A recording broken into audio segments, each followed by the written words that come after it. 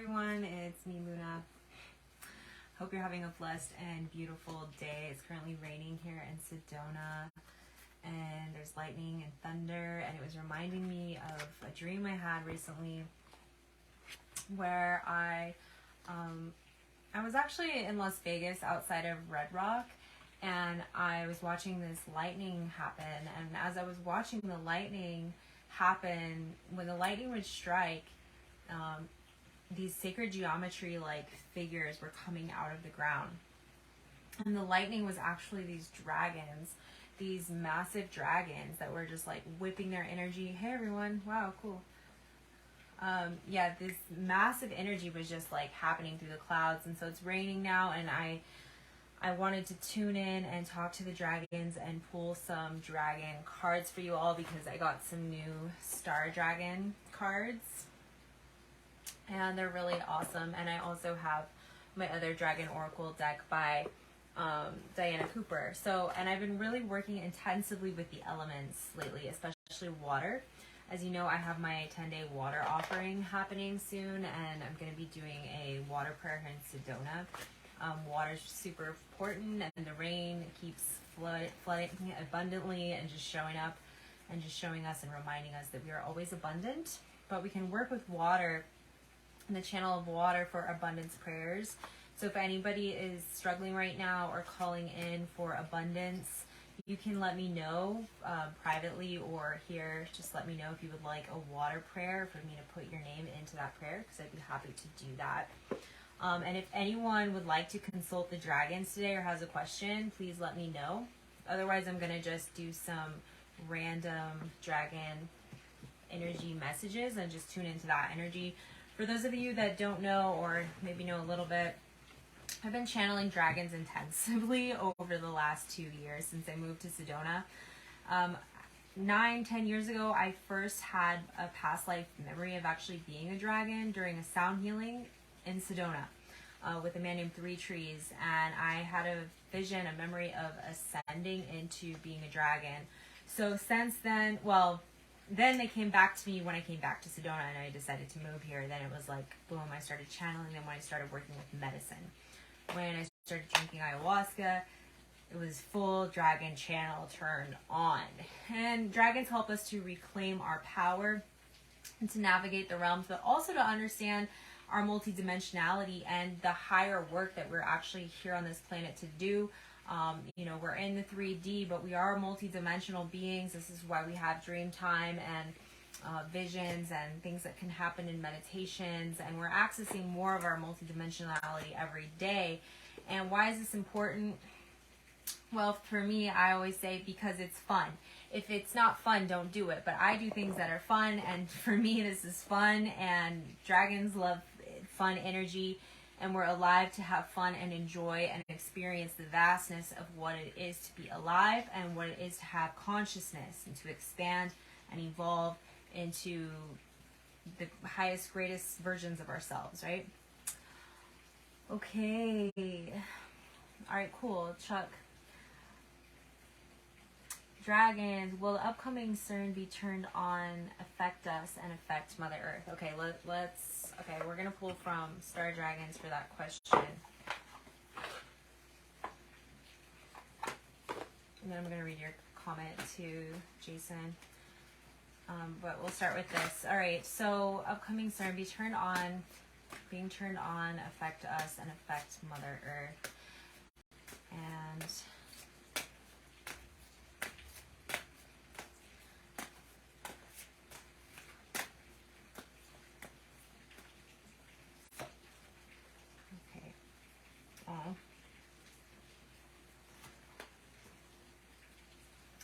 okay.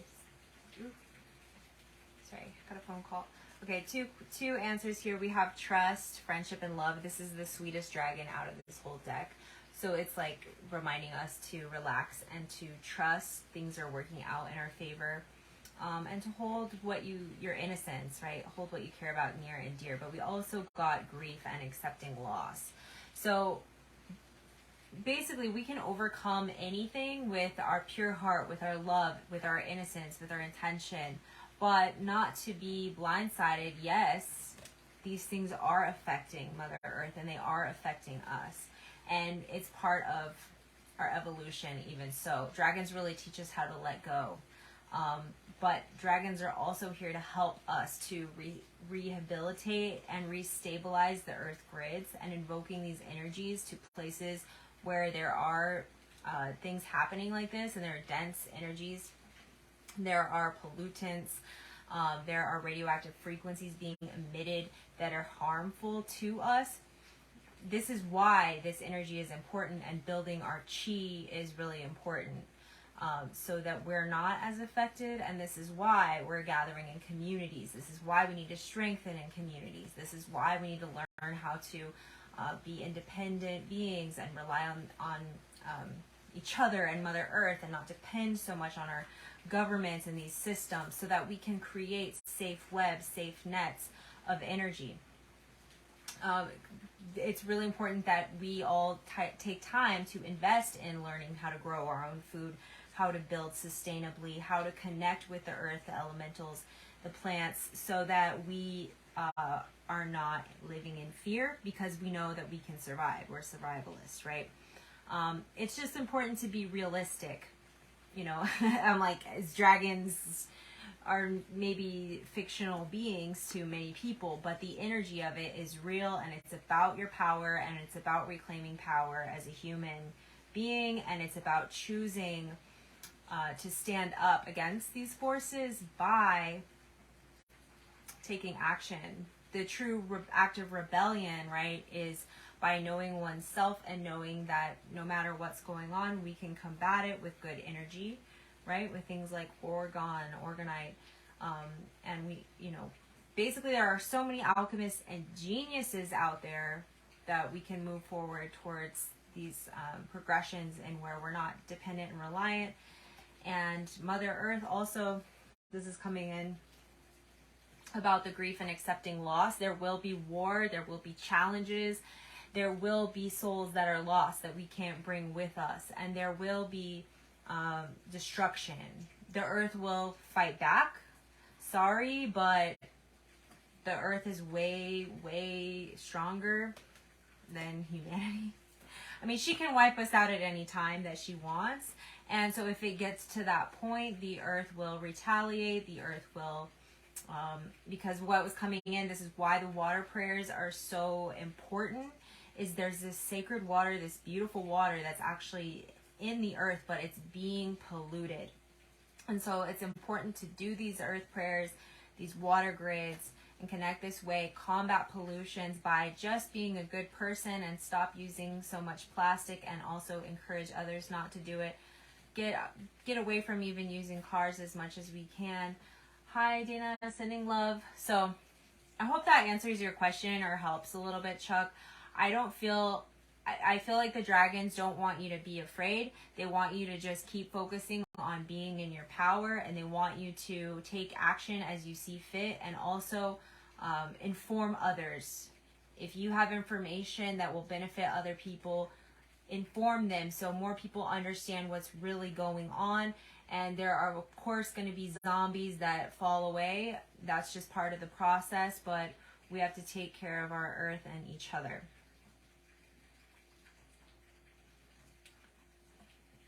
But do not fear the 5G, do not fear the CERN, but take care of yourself and each other. That's what's important. Okay, been more drawn to dragons lately, and I felt I was a dragon in a vision experience months ago. I kept curling up, and I felt like a curled dragon. So cute. Here's like a curled up dragon right here, Jason. I actually experienced what it was like to be a dragon inside of an egg and hatching out of an egg, and it was one of the most painfully excruciating yet joyful, orgasmic experiences that I ever had, and it was intense. Carrying all that energy and power is a lot, and we get to really embody more of that energy by working with chi, by working with breath, and obviously sacred plant medicines have helped me to really embody more of that energy. So, okay, I want to pull a couple other dragons to add on to anything else, and if there's any questions to the dragons, I have like 5 minutes. So if you have any questions to the dragons that you want to get in, let me know. Otherwise, I'll be back here soon. And also, I'm booking private readings now. I'm going to be, you're here to get to her. Yes. I am going to be working out of a place here in Sedona called Shine, and I will be doing in-person readings and healings there. And I also have my studio. But if you would like a virtual session, I do virtual readings, and I also do shamanic sound healings and activations, dragon activations that include readings and discovering your personal dragon. So just putting that out there if anyone is interested. Okay, these two dragons just popped out at us. This is one of my favorite dragons to work with. If you're interested in dragons, this deck is a great deck, and she has a book with it. But the Sunshine Yellow Dragons protect animals, and the animals need our protection and our help, as well as the plants. And on an energetic level, you can open these portals to allow these yellow sunshine dragons in to protect animals. If you know of animals being abused or in a bad situation, or even if you want to just maybe eat less animals, these are all things to consider when this card pops up. So you can take a deep breath and imagine this beautiful golden yellow sunshine dragon coming in and watching over animals. Okay, so just wanted to mention that dragon. Serve animals, heal, respect, and understand them. Remember that they are conscious beings that are alive as well, and we can learn a lot from them. Dana says, are we on one timeline? Are there multiple timelines? My answer to that is yes. There are multiple timelines. I have Facebook Live going on over here. I will say no to bottled water. Thank you for saying no to bottled water. Yes. Plastic water, anyways. Glass is a little better. Okay, but back to the timelines. Are there multiple timelines? My answer is, I believe yes. There are multiple timelines. And you could be in the same room as another person who's on a different timeline as you, but then you're crossing and intersecting timelines together, and which can align you on the same timeline, if that makes sense. But yeah, I believe there are actually infinite timelines happening, but there's a collective consciousness that we're agreeing to certain timelines that are playing out. So this is why the collective consciousness is so important in what you're tuning into, what you're choosing to tune into, because there are now pools of different collectives where we have the collective that's really asleep and really unaware, but then we have a collective that's starting to wake up and starting to see, and then we have another one that's like blossoming. We're like the star seeds, and we're spreading more conscious information, and we're doing the work. So we're all on a little bit of different timelines, but we can switch and operate in different things depending on where the collective is at, of our soul groups and our consciousness and our choices. Our choices can always change and reroute our timeline that we're on. So, just the action of maybe, what if you completely deleted social media and you completely deleted TV from your reality? Your timeline would shift dramatically, very dramatically, because you wouldn't even have awareness to what these other groups of consciousness are wanting to feed you and pull you into. Is Mother Gaia on 432 hertz, and is the 440 hertz harming her? So what the download I actually received about that is that Gaia is actually it's not 432 hertz. I'm not exactly sure what hertz, but 440 hertz is not harming her. The Earth has already ascended. She's waiting for us to catch up to that timeline. Also, there's a split Earth. So, and we are able to move into this new Earth where consciousness is just continuing to spread, and we're doing the work that we have been brought to planet Earth to do. So, for example, grid work is the work of the dragon, and this is the work many of us are being called into, to work with the elements. And as we do that, we're able to shift into this ascended Earth and live and exist on this planet versus the lower planets where it's a simulated reality that is toxic and continues to pollute and is basically going to kill itself out eventually. Not the Earth, but the humanity of it. So we are moving into a new ascended Earth, a newer timeline, as long as we are choosing consciousness and we are choosing awareness. We are choosing to be living from our heart. We are choosing to learn love and kindness. Doesn't mean we don't make mistakes, but we are at least moving in that direction and paving the way for the next generations that come to live in a better, brighter reality. Because we're not going to be here, in these bodies forever, right? We have a expiration date in these bodies. Unless we learn to master and ascend and transform into our light bodies. But that's a lot of work. If we're on here on social media, it's unlikely to me, from my perspective, that we're on that path of doing that, because we're still in the 3D reality. But as we move into the higher dimensions and we are able to tap into the 5th dimension, then we're able to see kind of the bigger picture and rise above social conditioning and rise above limitation, transform our belief systems, transform our programming, because we've all been given this deep programming. And so it's time to reclaim our power. The dragons help us do that and write a new story, do the work we came here to do for the earth grids, clean the earth with our energy, with our intention, and allow these new builders to come in, these alchemists, wizards that have the tools, the technology to actually physically clean the earth of the pollutants. But we also invoke and invite the energy of the elements, the dragons, the elementals, to come and cleanse the planet in that way. Does distilled water help to decalcify your pineal gland? I have heard that.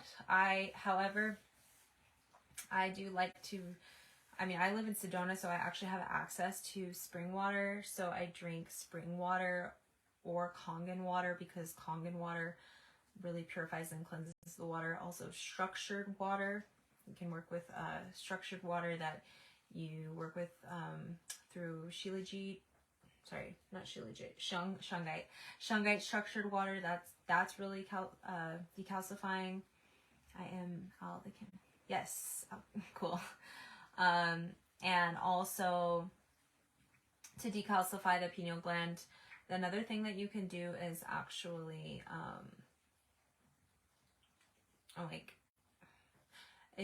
I'm actually going to share, you just inspired me, I'm going to share a whole little process that I do on clearing out the third eye. But one of the main things is sun gazing in the morning.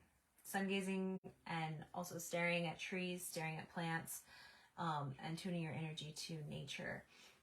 First thing in the morning, don't get on your phone first thing in the morning or at night. Try to stay off of your phone in the morning and in the evening so that your third eye stays clear and you are able to focus. So, okay, I have to go because I'm going to go to a really cool sound healing thing with a Frequency Friday with a biocharger here in Sedona. So I love you all so much, and I'm glad you enjoyed this.